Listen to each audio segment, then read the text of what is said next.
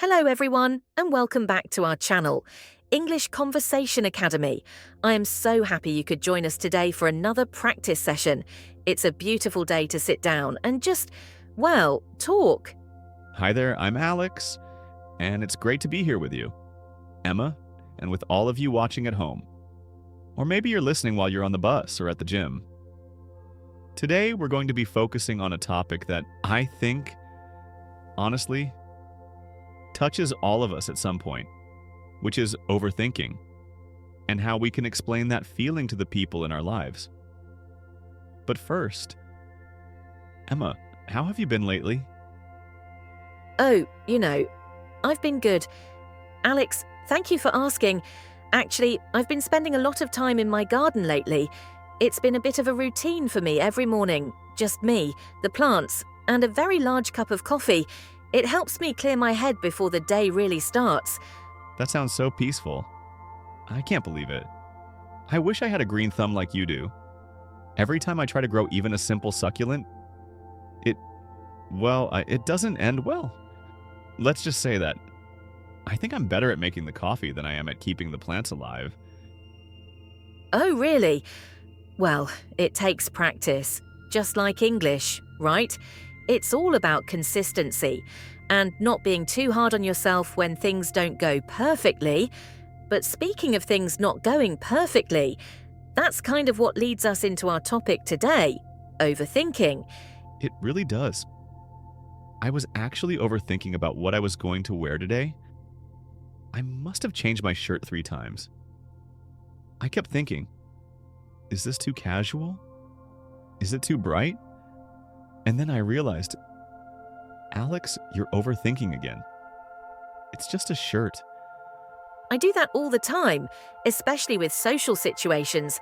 But how do we explain that to someone who just doesn't work that way? You know those people who can just make a decision and poof, they never think about it again. I envy them so much. Yes, I know exactly what you mean.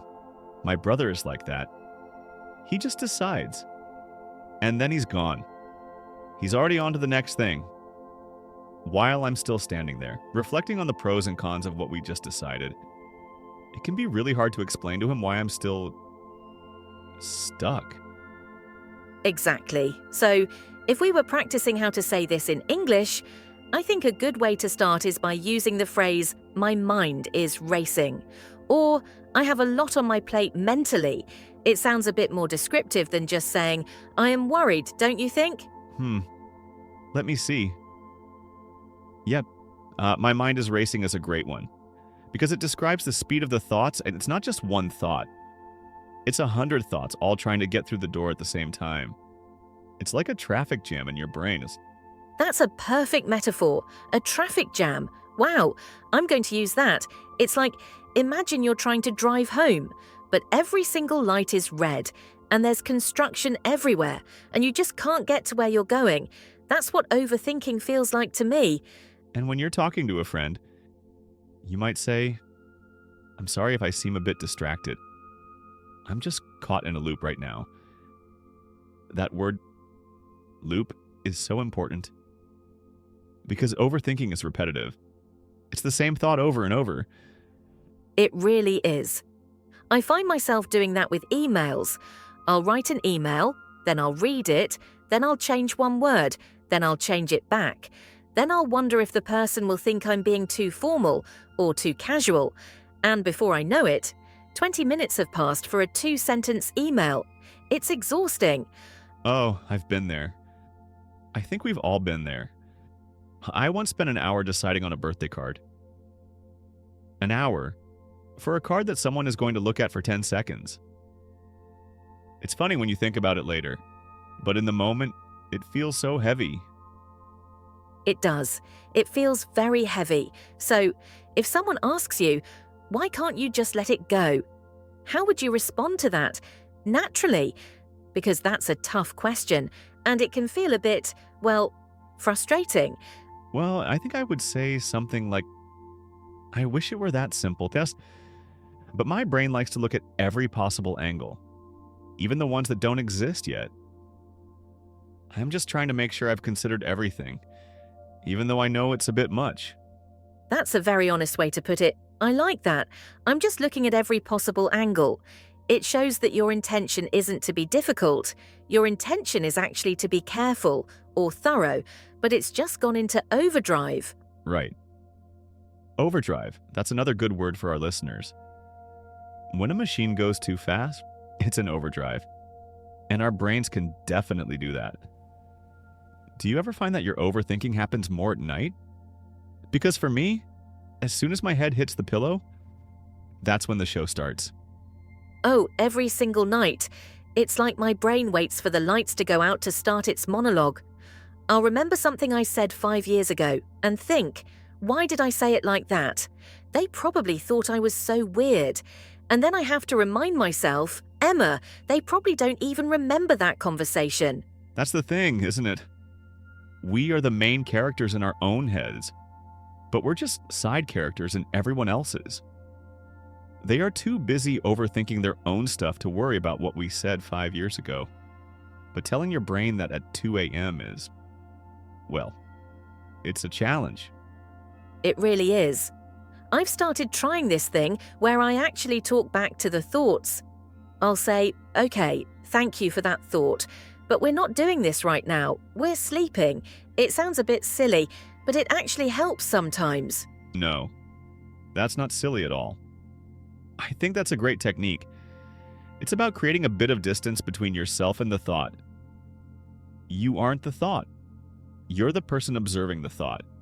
It's a very helpful distinction to make, especially when you're learning a new language and you're overthinking your grammar. Oh, absolutely. That's a huge one for English learners. I see it all the time. Someone will be about to speak, and you can see their eyes moving. They're checking the verb tense. They're checking the preposition. They're worried about their accent.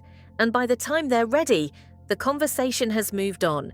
It's so true, and I always want to tell people, just speak. We don't care about the perfect grammar. We just want to connect with you. The connection is so much more important than the perfection. But I know, it's easier said than done. It really is. I overthink when I try to speak French.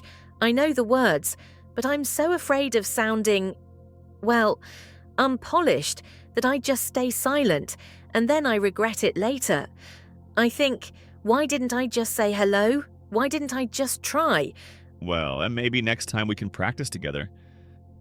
My French is terrible, and so you'll feel like a genius compared to me. But really, it's about giving yourself permission to be messy. Life is messy. Language is messy. And that's okay. I love that. Permission to be messy. That should be a motto. So, if we were to explain this to a partner or a close friend, maybe we could say, please bear with me. My brain is just doing its overthinking thing right now. I just need a moment to process. Yes, Ela, please bear with me. That's a very kind and polite way to ask for patience. And it explains that you're aware of what's happening. You're not just being difficult. Yeah, you're just processing. Processing, that's a very modern way to say it, like a computer. I'm just processing the data. But sometimes, the data is just, what should I have for dinner? And the computer crashes. That's funny, because it's so true. I've spent 20 minutes in the grocery store staring at different types of pasta, thinking, do I want penne? Or do I want fusilli? Will the sauce stick better to the fusilli? And then I realize, Alex, it's Tuesday. Just buy the pasta. I can't believe it. You do that too. I thought I was the only one. I do that with cereal. There are too many choices. It's the paradox of choice. The more choices we have, the more we overthink, and the less happy we are with the result. It's a real thing. I read a book about it once, and it made me overthink my choices even more, which was, well, counterproductive. But I think for our friends practicing English, it's good to have these phrases ready. Like, I'm feeling a bit overwhelmed by the options. or I'm struggling to make a decision. Those are great, and they are very natural. You don't have to use big academic words to explain how you feel. Simple, clear English is often the most powerful, especially when you're talking about emotions.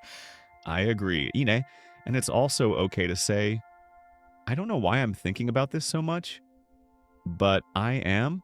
That honesty can really help the other person understand. Because they might be thinking, why is this a big deal? And if you acknowledge it, it takes the tension away. It really does. It's like letting the air out of a balloon. Once you say it out loud, it loses some of its power over you. That's why I like talking to you. Alex, you always make me feel like my overthinking is, well, normal. Oh, it's definitely normal. At least in my world. But I think we should also talk about how to help someone else who is overthinking. Because sometimes we're the ones on the other side of the conversation. That's a great point. What do you do when a friend is stuck in a loop? You don't want to just tell them to stop it, because that never works. In fact, it usually makes it worse. Oh, definitely. I'd never tell someone who is overthinking to just relax. It's like telling a fire to just stop being hot. It doesn't work like that. I think the best thing to do is to ask, how can I help you right now? Or do you want to talk it through? Or do you need a distraction? I love that. Do you need to talk it through, or do you need a distraction? Because sometimes I just need to vent. I need to get the thoughts out of my head and into the air. But other times, I just need someone to tell me a joke, or talk about a movie, or anything else. Exactly. And I have a friend who is great at that. When he sees me getting into that overthinking mode, he'll just start telling me about this ridiculous thing his cat did. And suddenly I'm laughing. And the loop is broken. That sounds like a good friend. I need a cat distraction in my life. Actually, I've been thinking about getting a pet, but surprise, surprise, I'm overthinking it. I'm thinking about the responsibility, the hair on the furniture, the vet bills. Well, Emma, as someone who has lived with animals my whole life, I can tell you, the hair is worth it. The responsibility is there, but the companionship? Well, it's the best cure for overthinking I've ever found. Because a dog or a cat, they don't overthink. They just exist. That's so true. They are very present. They aren't worrying about what happened yesterday or what's happening tomorrow. They just want their dinner and a nap. There's a lot we can learn from that. There really is. Well, maybe we should all try to be a bit more like our pets. But until then, we have our conversations and our practice. I find that even just sitting here and talking with you, it makes my own thoughts feel a bit more organized. I'm glad to hear that. I feel the same way. It's like, by explaining these concepts to our viewers, we're also explaining them to ourselves. It's a double win. It really is. And for everyone watching, I hope you're feeling a bit more comfortable with these ideas and these words. It's okay to take your time. It's okay to pause, just like we're doing. You don't have to have all the answers right away. That's a great reminder, especially in this fast-paced world. We feel like we have to respond instantly. But in a natural conversation, a pause is a beautiful thing.